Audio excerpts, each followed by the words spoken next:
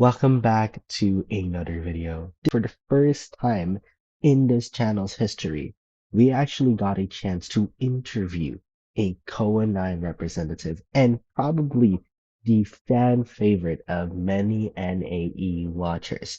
That's right, we got a chance to interview B4U, specifically B4U Anton and B4U Lyan, their respective sub-coach as well as their survivor player. This is the first time I've ever done an interview in Identity V, so I'm a bit nervous. I'm a bit scared, but I hope this is something that you can learn in this video, and I'm just gonna cue right into the interview.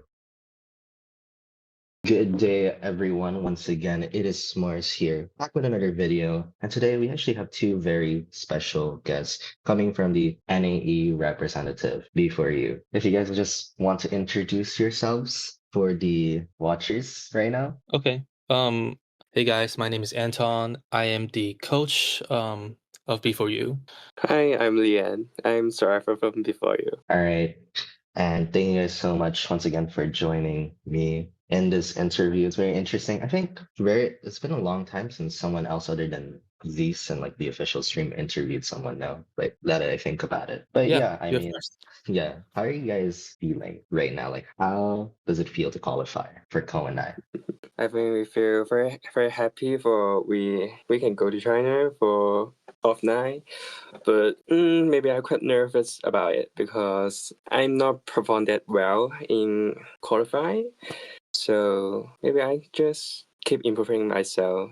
I hope I can perform well in Core 9. Thank you. And I actually did hear that a bit. There's a lot of like interesting things that happened this co actually with like I think first off the picks, but also the ping. But we'll get to that in a bit. Honestly, I just want to get our thoughts on how Koa 9, like, what was happening in Koa 9, like how that kind of came to be. And I'm just curious, right? So again, you guys qualified, but when the brackets came out, like when they announced who you guys were gonna be facing up against, what was the first thing you guys felt? And you guys fought? Because the first match is we against Amy, but Amy captain is both me and Anton fans.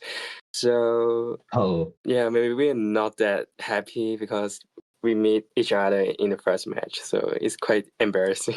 quite embarrassing, really. Yeah, and I want to add on to that because B4U we've had our friendship with Amy can be traced from Koa 8. Maybe even before that, and they were always the team that we will go for scrims and everything. And it's very sad that we get them, but it can also be scary because we know that they will try their best to beat us because they're a team that will never give up, and they're a team that will do what it takes, whatever it takes to take us out. So they're a very dangerous team, and it's our best, and they're our best friend. So you guys were scrimming with them since last year, basically, like just to get that in check. And maybe before that.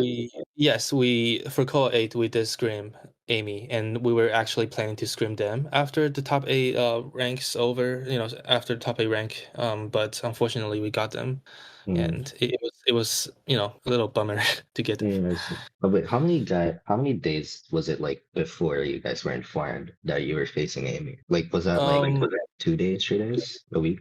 I think the officials gave us like 2 weeks before 2 weeks. announcing All the right. brackets. Yeah, So so we please. had some buffer time. Yeah, but we had a lot of friendly conversations during the time, but it was sad. Yeah, and yeah. Yeah, that does sound very sad. So I'll assume that you guys were most scared of Amy. I mean, you guys scrimmed with them before, plus just like you guys have a lot of respect for. But I'm curious, like during the matches themselves, what was the thing you guys least expected to happen while playing? Like things that happened that just wasn't part of the prep or just wasn't something that you expected to happen whilst you guys were actually competing. Well, here's the funny part. I never expected the hunter would ping chase Lyan. That's something I did not expect. That is Nah. Try to Lyan, and yeah, go ahead. Nah, we can assume that is a ping chase. So maybe. Nah, Yeah, I think not a pain issue. You just want to chase me. It's bad for no reason. Yeah, but there's so many people are saying it's ping chase. But you know, we're gonna pretend we're gonna like neither deny nor confirm whether it's ping chase or not. But like I did see that and I was like, damn, really? Like we're doing this? But you know, that's so like I mean, Leon, how did you feel like just getting constantly chased? And then like you also didn't have good ping at the time, actually. To be honest, pain is not problematic to me, and I always use this pain to kite Springer for a very long time for like free server, but I think I'm just too nervous, just over nervous about being the first kite. Just the nerves and also I guess Yeah, and they also see you.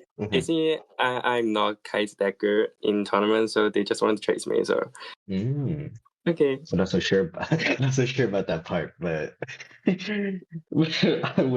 yeah, like that did happen. Like I did see that you were getting chased quite a lot. I think there was like maybe one match where you didn't. I do remember. I think it was the one time where you got chased. It was the Antiquarian Opera Singer, right? That was the one game.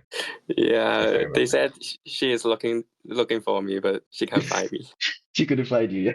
It's also heard that comment. And I'm like, that is kind of funny. But yeah, I mean, I'm glad you guys actually managed to make it through. I think a lot of people are glad you guys made it through. The hype was real. But I am curious, right? So again, you guys didn't really expect to lead into quote unquote, we'll put it on quotes, get pig chased. But did you guys have anything like meta wise, like strategy wise, that you just got wrong? Like, was there a meta read that you guys just absolutely miss this COA? Because now we've actually finished some of the qualifiers on the other regions, and we're about to finish, I think, Japan's this week too. So it's really nearing its completion. So there's a lot of different metas that are happening right now. What's the one thing you guys, I guess, did not expect among all of the other regions, and something that you guys didn't really consider to be meta when you guys were doing your strategies for COA 9?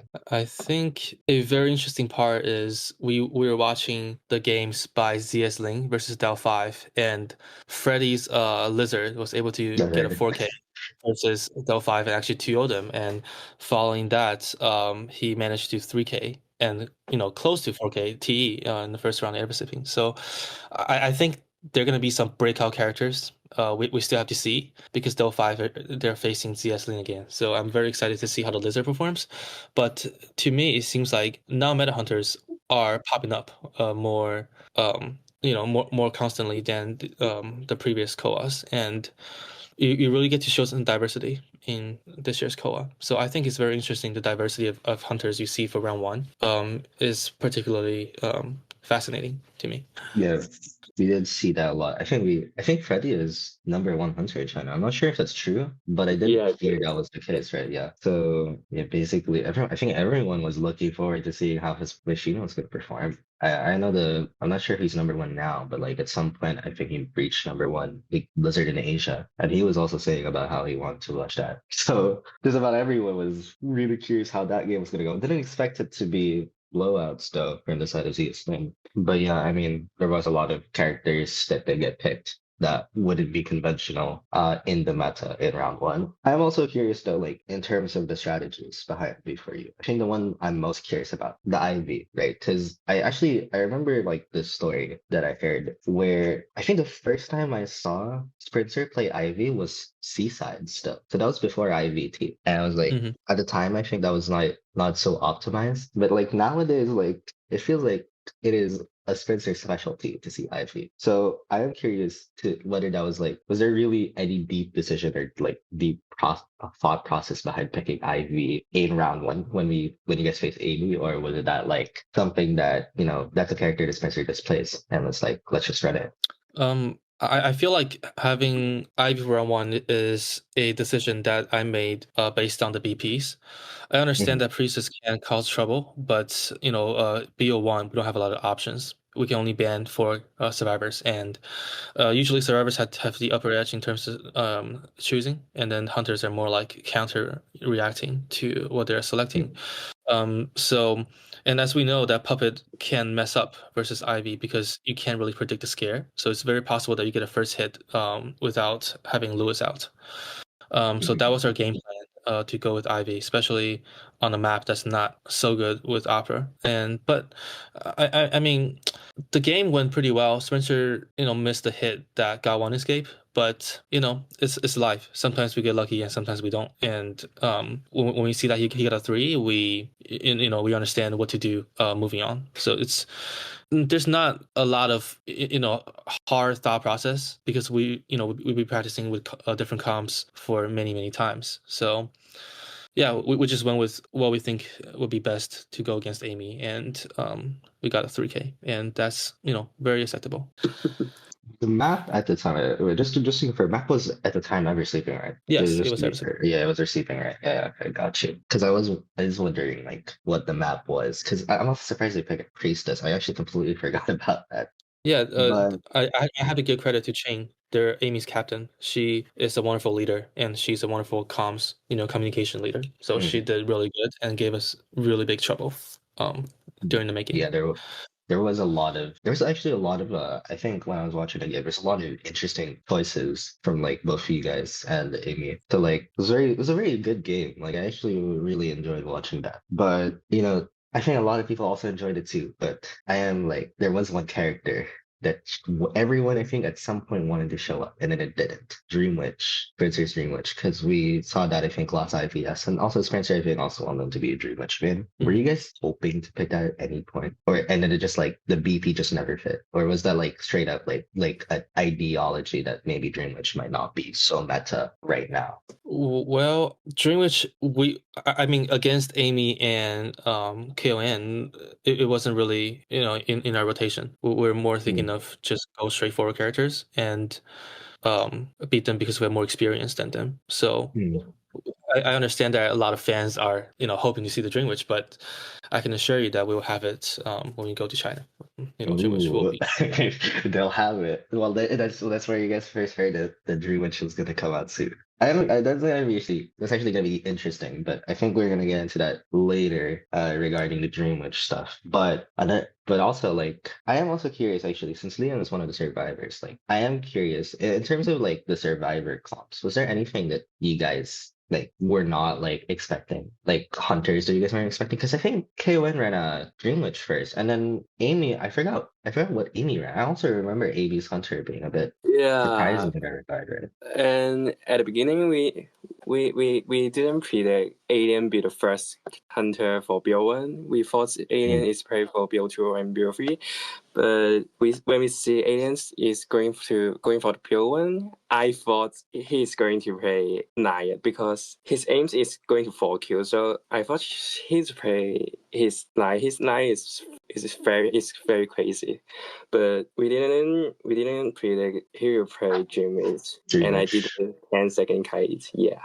Yeah, no, the Dream Witch. It's so funny. Just about you guys faced like two Dream Witches. No, KON also ran round one Dream Witch, if I remember. So like everyone just wanted to play Dream Witch against you guys. It's also interesting you said that you guys were expecting Alien to play round 2 and 3 because it actually ended up being opposite. Like, did you guys expect that like at all? Like that I forgot who's the other hunter. They're listed as K, I think. Okay. But then No, it was like yeah. Alien played round one, then like they played round 2 and 3. The Because Kickers. Alien has more character pool, more than KK. So it makes sense for Alien play build 2 and build 3. Yeah, but the Yes, I ran K. agree. I want to add on that because we saw that KK's opera singer was pretty good for round 2, and it just made me think back. What if KK plays Pillar or Ghostman round 1, and then round 2 he plays opera or Pillar, one of the two.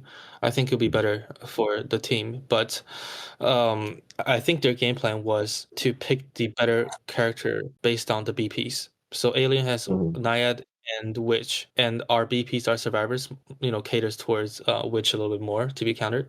So they picked Witch, and they could have picked Naiad, of course, but Alien went with this. So And went to which, yeah, got you. And also, I think it's also maybe because they did want to get a guarantee on that opera and Peather. Because I do think that if it was K, right, I think it would just pick Goldman first, and then you guys ban the other one, right? yes, that would probably would happen. So I am thinking also like why that was the case from Amy's end. But yeah, that was really interesting actually that happened. But I am also curious because there was like we were mentioning characters before that we were mentioning like characters that like wasn't played. There was a character that wasn't played, but not because you couldn't even play it at all. Queen Bee.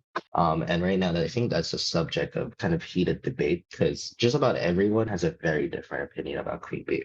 So I am curious, how much do you guys think Queen Bee will impact the games following the qualifiers and heading into the global stage? Um, Mhm. I think it's very unknown for us because we're also contacting pro players in China to speak about Mhm. Queen Bee and what they think, right? But to be honest, we're not getting a lot out of it. So I So it's think, very yeah, I will remain neutral in terms of Queen Bee, and then we'll just wait and see. But for now, I think we don't have a lot of info on that, unfortunately. all right. Does Liam want to add to that actually, based on your experience as Survivor, or just same Mm, sentiments? based on rank, Creamy is quite good because I'm a mechanic main, and if Mhm. I always rank Creamy because mechanic can't kite Creamy. So I think Creamy can be strong depends on the server comp.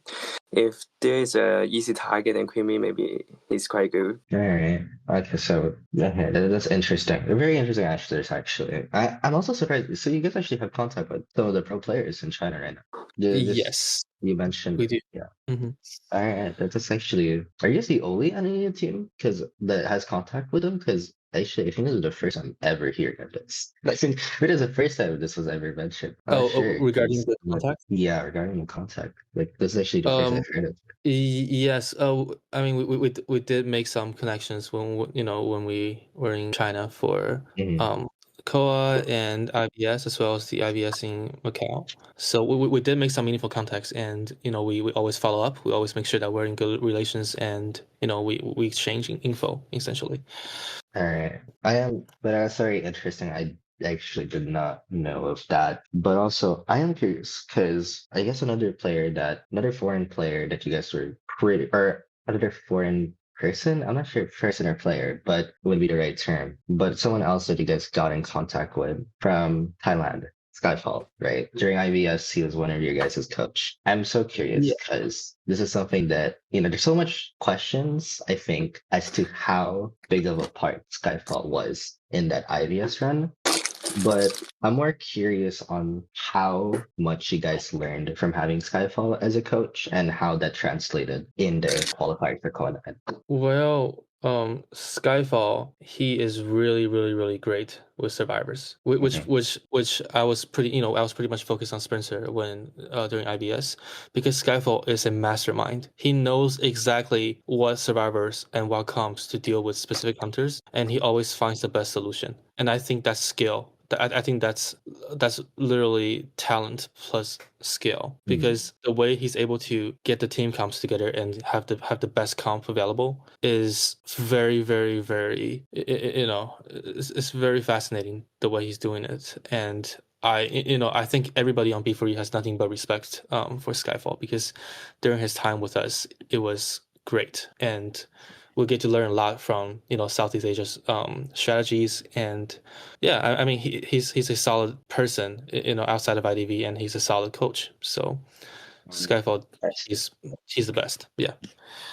Yeah, that's interesting. That's really interesting that okay, because I was wondering how much like what was like the things he specifically was like on, and it seems like yeah, it seems to be on the survivors, which makes sense. He's a survivor man. He was playing for GH, right? Sorry, I have to remember Yes. GH, Yeah. but yeah, Yeah. Yep. they They beat almost FT did this it. year. They beat They FT. beat So FT, they beat the best. so they beat the best. So just like this lost fuel against AR. Passion kind of just went insane. I remember that match because Passion kind of went crazy with it. Yeah. But yeah, it's No, unfortunate. it's Is unfortunate. Yeah, Skyfall it gonna was. is Skyfall gonna be going to like even though they didn't qualify Conan, are you guys gonna be able to meet? Are you guys gonna be able to meet Skyfall like during Conan, or is that like kind of out of the books right now? I'm just curious actually on that. Yeah, I'm not sure actually. That's the thing where we have to communicate with the team, and I'm sure Mhm. Schmitty knows, but yeah, I'm not sure. I'm not sure. We're Uh, not there yet, at least on my that's end. unfortunate. I do hope to see the Skyfall before you reunion at some point. But I guess also, Lyan, because I think prior to joining NAU, because you are here for, wait, just to confirm, you are here for university, right? Like that's what I heard. Or is it University. some other reason? Or were they like, right? Because prior to this, you were competing HMT. You were, what was, you were in a team in 2024 IBT. I remember seeing you there. Oh yeah, Hong Kong. I'm here since 2022. Oh, really? So, Yeah. oh, damn. So I might like just completely like I thought you were in that one team during 2024. Oh, and my first team is ACE. My second team is QNY, which is KON, and Yeah, my third team is FNE. Yeah. yeah, I remember that the FME one. Wait, so you've been here since 2022? Yeah, I Yeah. come to NAU 2022. I actually thought you came a whole lot later. Why? Damn, I didn't notice that. Uh-huh. Because wait, so you were you not in the HMT roster back in 2024? Oh I forgot yeah, one. The one with I SK and came Kit. back. I came back to Hong Kong, Oh, and my friend in there invited me to play the competition, play the tournament. So I joined them to play the 2024 IBT. okay, so I wasn't wrong. I thought I forgot something. But I'm curious, because like from that experience and also I guess from the experiences of your old teams, what do you think you learned from all of that? And Oh. is something that you kind of just something that really helped you during like as before you survivor, basically. Mm, when I played my first core, I think it's 2023. I remember my performance is terrible. It's very horrible. And but I keep playing where I keep improving myself. And the 2024 that's IVT, I did that's the first time against some professional. I remember I'm against the Mhm. ACT Hunter now. The ACT Basically, Hunter, yeah, I lose Is it to him. wait, ZG9, what's DD9? Oh yeah, yeah. he was in that tournament. I also forgot about Yeah, that. I lose to him, and Hmm. which make me know what's the difference compared with me and some professional players. So I came back to NAU. Then I still keep playing rank, Hmm. and when I joined FNE, I this the first time I met a good coach, and I learned a lot of things from the coach, and I started improving my knowledge for IDE, my knowledge for the rotation, and I finally performed very well in 2025 IVT. And Anton saw my performance good, and thanks for he find me to go B4U. Yeah, because I remember at VT, I forgot who was B4U survivor at the time. Anton, like you guys had different And survivor before Leon, right? We had Yingling. We had Yingling, the pro Mm. professional GW. Oh, I see, I see. But yeah, and then Leon got invited for IVS, and that was actually really good. You had like that one clip on like arms that went, I think it was when going trending, where you got the one escape with the professor. It was against Zeta Paul. one. Yeah, Yeah, yeah. that one was hype. I think Nella was like really hype. I think Nella was yeah, commentating. I So yeah, remember that. that was a really good clip. Yeah, just to say, I didn't see that. That was crazy. I was like, oh my God, this guy's crazy with it. But yeah, I mean, it's actually really interesting. But also Anton, because I know you're a bit newer. You were you here Koa 7 or Koa 8? It was one or the other. I was the coach for Omni, Coa 7, Koa and 7. after Coa 7, I left and joined B4U. Yeah, for 8. So that's actually basically I'm curious, during your time coaching, teams before you, what did you learn? Like as soon as you get into B4U, what was the first thing you noticed, honestly? So yeah, when I first joined B4U, the first thing I have to identify is their play style. When because Aaron was the main coach at B4U, so it was very important that I follow up with him, and then we figure out what the team is doing. What's the strategy, what's our comfort, and what's our ideal maps and spawns. So that's the first thing I had to identify. when checking with Aaron.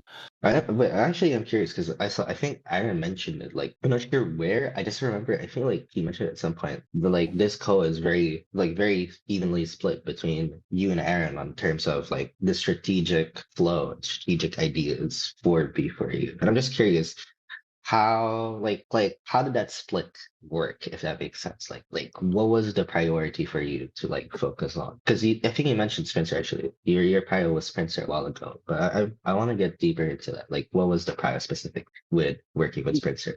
Yeah, I mean, when I was working with Spencer during IVS, I had to make sure that he's making the right decisions. Because he is a hunter that he thinks a lot during the match. Like I think he has like a mental map ready for what he wants to map out for mid game and end game. Even big, in the beginning of the game. So what I did was I tried to identify what he did wrong. So I'm like the devil's advocate, and You I like will the try doubles. to Okay. yeah, and then I'll advise him because he's a very, very solid professional hunter. The things there aren't much I can criticize about his playing, except sometimes it's luck and sometimes is desperate decisions. So the best thing I can do is to introduce new ideas, new tricks, and new ways to counter a comp. As well as if he makes a really poor decision and he doesn't understand what went wrong, I'll have to be there to tell him what went wrong. But No.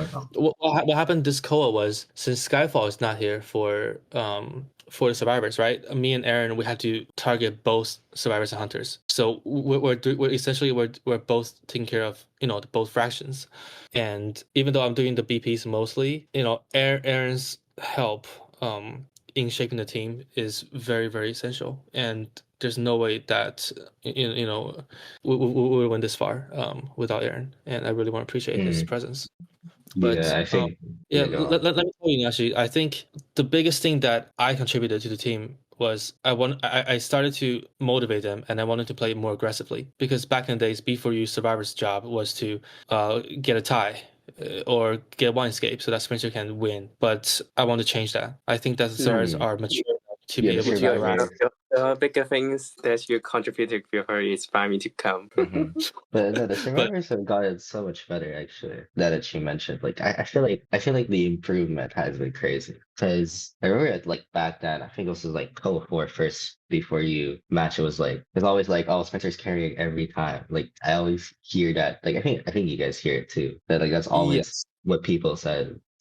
But like nowadays it's kind of like so much more even than before. Like it's really interesting to see how much has changed in a couple of years. And so it's interesting that I guess it was also a mindset shift from you guys too.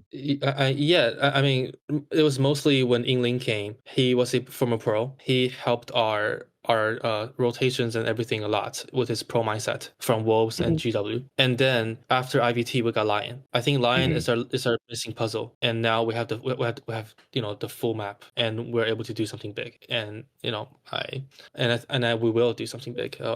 This co-op with Lyan. Oh, sorry, that is interesting. Well, that's so sad. I think there's some strats ready. But it's actually interesting you mentioned D. I almost completely forgot that he was in before you for a period of time, actually. Yeah, he was great. Yingling was a great addition to the team, and having a pro player on the team changes a lot. The entire team gets better because of him. So Mm. that was great. All right. But now we're going to move on to a segment that I want to introduce to you guys. I'll call it Quick Fire. So here's the gist. I'll be asking you guys 20 questions. You guys decide on how you guys want to, like, who wants to answer what. And you just have to answer it. You don't need to explain anything. You just have to answer it. And you guys can explain it after, or we'll get into the questions that you or the answers that you guys gave for this segment. But for now, 20 questions, 20 answers, no explanation. That's the gist of the game. So 20 questions. I think I did give you guys some prep time before this. So are you guys ready? That's the question. Yeah. That's actually part of the 20 questions. But all right. So Liam, you're first, and then I get alternating. So I'll start with a pretty simple question. Who do you think is the most broken survivor in the game? Lanternus. Lanterns. Okay. Yeah. Anton, most broken hunter in the game. I think it's Goatman. No. All right. That's so funny. Is the game survivor sided, hunter sided, or neither? In tournament is more like survivor side. In rank is hunter side. Okay. All right. Most underrated hunter in the game. So we said Reckon that's underrated. Yes, most underrated hunter in the game is Mad Eyes. Ooh. Oh, damn. Okay. Most underrated hunter in the game. Or sorry, survivor in the game. Most underrated survivor in the game. Fair lady. Fair lady. I like that answer actually. All right. One word to describe how you felt after qualifying for KOA. Relieved. Relieved. Damn. All right. What was the hardest KOA the team qualified for? That's actually interesting.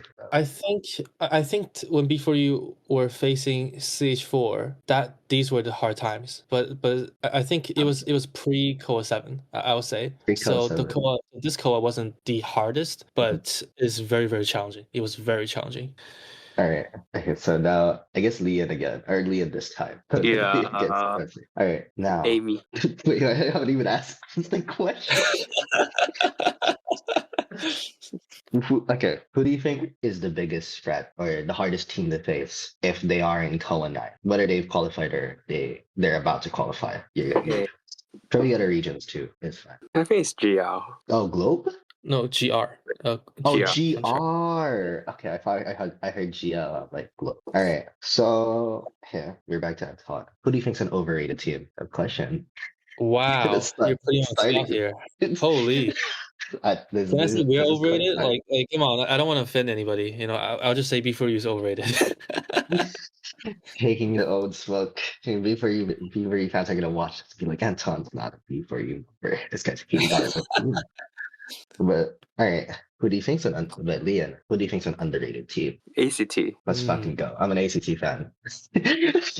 So this is a big W for you. All right, now Anton. So funny because Lyan's here, but is it true that Lyan and Skyfall were the primary reasons you guys placed so high in IVS?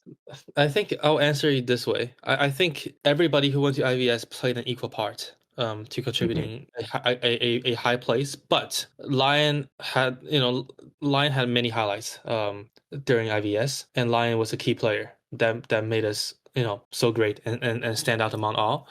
And Skyfall is a mastermind. So he's like the chess master behind the scene. So I think Lyan and Skyfall, they're the key members, but we all contributed the same weight to be placed so high in IBS. There wasn't supposed to be explanations, but we'll take it. We'll take it. Just have to. We need to glaze Lyan a bit while he's in VC. You know. Well, he's pretty happy. Nah, can I answer this question? Well, the next question is: do you guys think scrim results matter, or do you think it's just a way of testing new ideas? I'll take over. Do you think scrim results matter? I think it matters. Yeah, I'm just gonna keep it brief. It matters. And then we can elaborate. Right. I think there's actually a way because there's a lot of questions that are very coach related, so I feel like Lee's gonna struggle for this. But all right, I have a question here. Do you think will the team ever have a sub hunter or survivor, or will it always be reserved for my leg and you? Anton, actually, the second coach, whoever the second coach may be. And Anton is our sub hunter. Anton, are you ready to face GR? Yes, it's time to play my Mad Eyes, and then I'll just get a 4K. We'll pick every sleeping, and I'll 4K Mad Eyes. But I think unless Leg does, I think the way I'm gonna answer this question is Leg has been a vital member of the B4U family, and if Leg ever wants to hang out, there will always be a spot for Leg. That's how we treat family members. Sure. And that's true. Yeah, in terms of the second coach, I'm not a coach, I'm a hunter, as you know. So I'll be playing Mad Eyes. I'll be destroying other regions. So stay tuned. And sounds actually, yeah. That's you guys heard it. Mad Eyes is coming out this coming night. Let's go. Let's go to the two Mad Eyes mains that are watching this video. But the next question is actually because it's also related, I guess, by extension to the other one. Who do you think could have fit B4U? If you guys had like infinite amount of slots, let's say, who do you think could it fit B4U? Well, I'm just gonna take over this one because I thought about it and I felt like if we had infinite spots, I think anybody can be a member of B4U if they have a sense of family and they have a sense of respect for everybody on the team. Do I? Because we are a team that value family and bond and loyalty. So That is yeah, I think if you ever have to consider, we can consider anybody, literally anybody, but they need to have a sense of bond and they need to love the family, the B4U family. That's what we care about the most. all right. And then also, we still have 6 questions. Do you think you're still ahead, or do you think the team's still ahead of the pack in NAEU, or are teams catching up? Lyan, go, Lyan can actually, I Lyan, go, think Lyan can go, answer Lyan, this. go. Okay. For sure, everyone is catching up, but we also we keep improving ourselves, and we will try hard to guarantee the first place in NAU. I like that answer. And then, okay, continuing on. Are you ever scared of the pressure that comes with being NAEU's best team? Ooh, this is interesting, because we had a lot of pressure when we lost to FT during IVS, but we are not scared of pressure because the pressure keeps us motivated. So it's very stressful, but the team gets the best. We get the best test when we're under pressure, and the pressure keeps us moving. So we're not scared of the pressure, but instead we embrace it.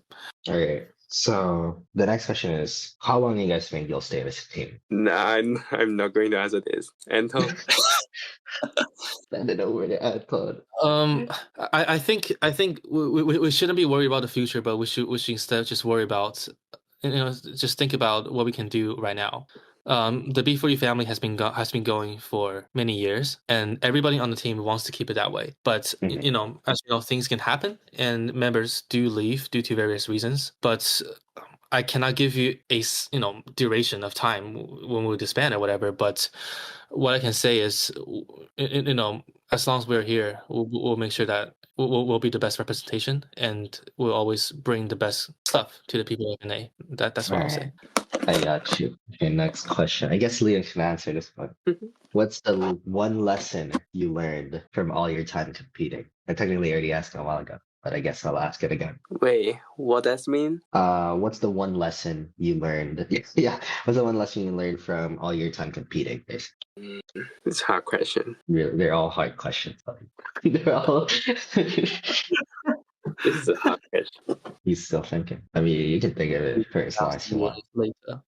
2,000 years later, 3,000 years later, 4,000 years. You go first. I don't know how to answer this question. First. Oh, Anton is still gonna answer this. Okay, I always cover for Lyan.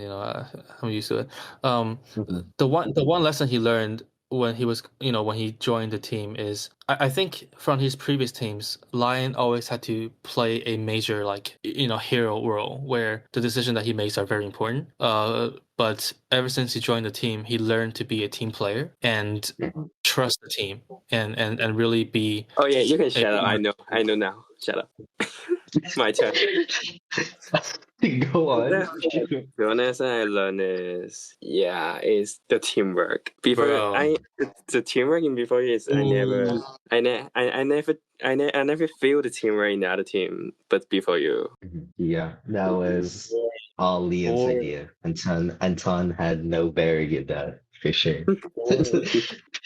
But okay, moving forward, what can you say to any player interested in pursuing competitive? Because I'm sure a lot of people get inspiration from you guys. It is for those that really want to pursue a competitive career. I really suggest you find a few friends that you really get along with and grow with them. I think this is how the seed of B4U was planted when Schmitty and Leg, they were on Alpha and Omega. A&O for Code 2. That was Code 2. Yeah, that was old. They were able to get Roland and then Paul and then all the other members and Sprinter to set up the team. But you really got to find people that you love being with, and you'll support them unconditionally. And yeah, and another thing is in addition to finding friends that are alike in terms of personality is you really have to always stay humble. Like no matter how many tournaments you win, you always gotta stay humble, and I think that's a very important part. So yeah, the top two key points. One is finding people you love playing with and play with them, and then number two is whatever you do, always make sure that you're curious to learn new things and be humble. I love the answer, by the way. And last question, hardest question actually. So you guys can decide who wants to answer this. Where do you guys think you'll realistically place this Koa? Every time we aims to win, but now I think we just only need to try our best to show our potential to the whole world, to show how's good how good us. Yeah, that's enough. All right. Do you want to add anything to that, Anton? Where do you guys think you'll place? Do you I want to mean, give it the better question if you want to give mean, a number? the bracket lord hasn't been treating us very well. We've been getting bad brackets. Oh yeah, that is true. Actually. I think if we get a good bracket, you'll be able to see NA being top 12. Meaning that we'll get into the First time. finals. So that's gonna If be you get a very, first time. yeah, but if we get a very competitive bracket, I'd say as a coach, me and Aaron will try our best to prep the team, and we'll go head to head with the teams. There are lots of good teams. This Yeah, Koa. there are. This color. We'll go And it's into that bit. challenging, and perhaps the most challenging Koa yet. So we'll see how the bracket plays out. So, all right. Well, thank you. Thank you so much. So we're gonna get right into like the actual explanations. Okay, so I got just about everything. All right, sorry. I wanted to go back to something. Mad Eye is most underrated hunter. Yes. Actually, do you actually why? Why do you think that actually? Mana is so horrible in some specific map. Yeah, Mad Eyes is very underrated because there are lots of great players in China and Japan, and as well as NA. I have to credit NA, the Mad Eyes Hunters. They're doing a really good job keeping the leaderboard going. There's one, right? Yuko, I think, was it? Yeah. I do not want to face Yuko. Not on church. Not on church. I I always target ban her with Mad Eyes. Yeah. The target bannings also exists in edit. That also happens in No. I see the Mad Eyes. I keep banning Mad Eye every game. It's not just target her. So just really don't like playing Mad Eyes then. It's also there's a hunter in China called Dream. He was on RD. He was the number one Mad Eyes in China. Dream. Yeah, and then and then every single Mad Eyes game I watch him play. They're usually over 20 minutes. So yeah, bro, that's so long. Yeah, I mean, imagine having Dream play round 1 and he takes 30 minutes out of the other team's survivors, and then round 2 you let survivors go first. They can't recover from it. And then they like get 4K2, so the morale is not there. Yeah. But also that does raise an interesting point because you mentioned Dream, but at the same time, I think it was Koa 7 against FT, was it, where Dream got absolutely like basically smacked. So like I feel like that was the last time you really saw Mad Eyes, actually. Because as soon as that happened, I remember like straight up, bro, Dream. I remember looking at Dream and like because the face cams exist, so like I was looking at like Dream's face, bro. He looked distraught. It's like his world was flipped upside down during the time. Yeah, So and Dream were friends with FT, so it's like your friend just force escape you, like 4 friends. like, you have to look at them. You gotta go out with them and eat with them after the match. But you got it. Yeah. But yeah, I the reason why I think he's underrated is because of how much he can stall survivors. Because survivors gets really tired after a 20-minute match. I can't imagine. Yeah, every match at least 20 minutes, and maybe only just get a tie or lose. Yeah, he's so annoying. That is actually really annoying.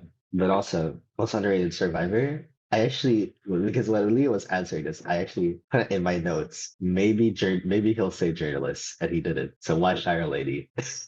I'm curious. Why Shire? Journalist is not underrated. Everyone knows journalist is good, especially mine. Wait, like, do you think everyone thinks journalist is good? Journalist is really not bad, and we still can see a lot of journalists play. Yeah, often. I do. Yeah. I actually don't. And I think no one play Fair Lady in tournament. Just only WBG. I think Fair Lady is getting a lot more pickup nowadays, though. I think because of I forgot if it's because of Keyless or not. Because I think it was because of Keyless that Fair Lady was getting so much pickup. Work for Ivy, maybe Goldman. And Ivy too. Yeah. Yeah. So just a lot of matchups, but yeah. Actually, that is one thing, because, sorry, going back to the journalist one, that is one thing I associate with B4U now, is the journalist pick. because I can Yeah, I see like it too. generous. I Pick it like as frequently. And I remember when it first came out, it was like, what are they doing? But then it worked, and I was like, okay, they can play journalists for as long as they want. They can run it every time if it keeps working. But yeah, also the Lantern is strongest survivor. Like, what makes you guys think Lantern is the strongest survivor right now? Well, to be fair, Lyan answered the question. So what does Lyan think? Why Lantern is the strongest survivor? Violet is broken. Let me think. Hmm. Why she's broken? What? Also, Springer thing, she is broken. Yeah. To be But fair, I why? also I also do agree. I absolutely hate. Yeah, Oh, absolutely I hate think it. the 5 second the 5 second lock in chair, like I did it in BO2 to Amy against Amy. Mhm. I locked the Yeah. chair for 5 seconds and I rescue Roland. Oh no, there's the Mhm. mini. Then we get a Yeah. type of the lock, the 5 second lock chair. I'm sorry. I swear, yeah, she does. She just has so much stuff. That's her this, I swear. Yeah, Anton, actually, I'm curious. Do you agree with that? That's her most broken character. Yes, I agree with it because Lyan has the most knowledge in terms of Lanternus in NA, Hmm. and usually for BPs, whatever Lyan wants to play, I think of it, and I was like, yeah, just play it. So, just and, let him and I, run yeah, wild and I do agree strategy. that Lantern is one of the strongest survivors in this meta. So I Uh, agree. Yeah. mhm. Haha. I do also actually agree. So we're not gonna get too deep into that. Also, you guys said, I think it was Liam that said it. ACT most underrated team. Because I'm an ACT fan. So I wanna get to that instantly. Why do you think ACT is Because the most underrated team? GG9 is very strong. It's really very strong. Mhm. And ACT Survivor looks pretty good in recent match. Yeah, they did. And I think they Yeah. qualified officially So after yesterday. if they can keep it, I think they're a very strong team in Code Mhm. 9. All right. That is Yes. very Yeah. interesting answer. Let me tell you I something love it interesting. though. I Yeah. think people that went to IVS actually got to practicing because ACT is the first one to getting to into KOA, and then Mhm. Zeta, RC, MRC, they all just automatically qualified. So people that Mhm. actually played IVS, they may had a better result. I don't know, but it seems like it. I actually really like when you said that. Okay. Because like I actually now that I think about it, yeah, no, well, I guess not minus HMT and minus Korea. Because Korea is UD for IVS, but I think it's Pararan and then HMT. I forgot who it was Kurai's team. I forgot the Hunter Mm. Kurai. I just don't remember what the name of the team is, but all I know is that it wasn't the team in IVS either. So yeah, I mean minus those two, I think just about everyone's qualified for everyone that was in IVS qualified. Oh, and FT too, actually. Sorry, FT didn't qualify. Yeah, no, you're fine. Yeah, but I So think it's very interesting to see very it that way. interesting. Yeah, now that you mentioned it. So what else? Well, I'm also trying to think what else is worth mentioning. GR is the biggest threat. I'm curious. GR is the biggest threat. Anton, do you agree or do you disagree? Because I think it was Liam who said that. Yes, I agree. I agree. Jane is crazy. Jane is Yeah, absolutely insane. Jin is Yeah, insane. I don't want to face him. I don't want to face GR. I don't. Do you want to face him or not want to face him? I wouldn't want to face him. I think GR and RC should be in the same bracket so they can have some fun. They I could feel like I Agree. feel like I feel like you should say you want to face him so you guys get lucky on the brackets, so you guys don't Ooh, get screwed. Was it next week or is it this week? I think it's next week. The I mean, brackets, it's yeah. right? It was right after 2023. the last day of the. So it's very soon. The bracket is very soon. I also wish you guys luck on that regard. But yeah, Jim as okay, minus GR though. I'm curious because now I'm curious. Like, okay, actually no, let's do it. Three teams. So GR, what other two teams you guys think are gonna be big threats heading into Kowadai? I think RC as well. You gotta put RC RC. there. You gotta put Mhm. Zeta there as well, and then you All also have to right. put Hey, um. three teams. Ooh. Oh, Three three teams. teams. Decide. You gotta decide which Oh, one to cut because I know who you're gonna say, but I'm like three teams. oh man. Gotta decide. I know you're gonna say MRC because I know that's also the answer Yes. everyone gives. Yes, But yeah, I was gonna say MST, but top three probably like in no particular order is Zeta, RC, and GR. I would say, yeah. Sorry, mm, MRC. I still love them. I would. We are actually very similar. I just would switch MRC with GR right now. Ooh, Yeah, Ooh, that's very interesting. That's very interesting. it's very interesting. But the interview's not about me, so I don't need to answer why for that logic. No, But yeah. your opinion matters. This is not about me, but yeah, I mean that's also it's interesting. To be fair, though, I think the consensus, yeah, is within those four teams. The top three is within those four, or maybe ACT should be in a conversation.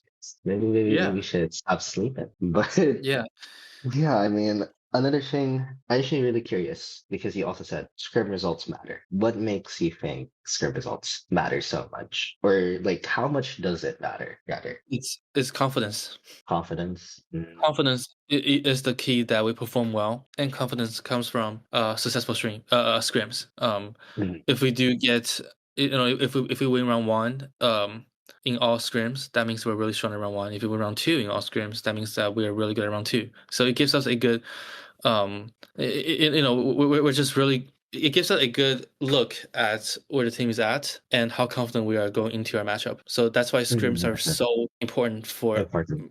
at least me. I'm not sure how others think, but for me, I think it makes a difference because it gives us confidence, and confidence is a key for us to being successful.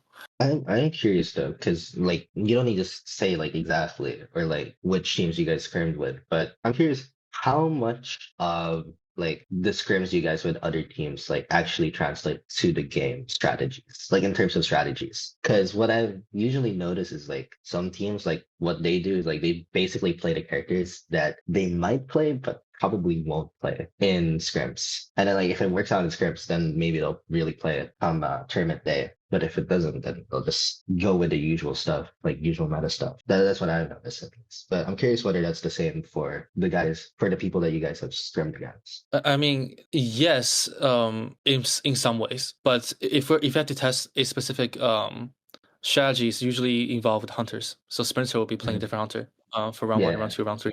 But that in terms is. of survivors, because we're not prepping for the team that we're scrimming, it's hard. So it's more like I would say the scrims are more like to comfort survivors so that they don't get nervous, they don't get as Nervous on nervous. the tournament Yeah, day. yeah, because Yeah. nerves are very very it's like a big factor to how you perform. And if you have bad nerves, it's hard for you to do well because you lose your train of thought. And thinking is very important. So Mhm.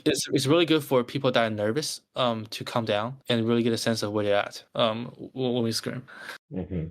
Well, does Liam want to add anything to that, or as someone who's as someone who's played in the scrims themselves, like how does scrims feel like? Just get more confident. I agree with Anton. Just get more confident and practice. Yeah. All right. I'm also curious, actually. I didn't actually ask this question, but also because I just wanted to ask Liam something. Like, you've competed with someone a lot. Who is the hunt? Like, who's the hunter other than ZZ9 that you like really struggled with? Because I think you also mentioned ZZ9, but like I'm not sure too much on that. But I'm just curious, like, who did you struggle with? Like, whether that's IVS, whether it's actually like in the region, etc. Jin.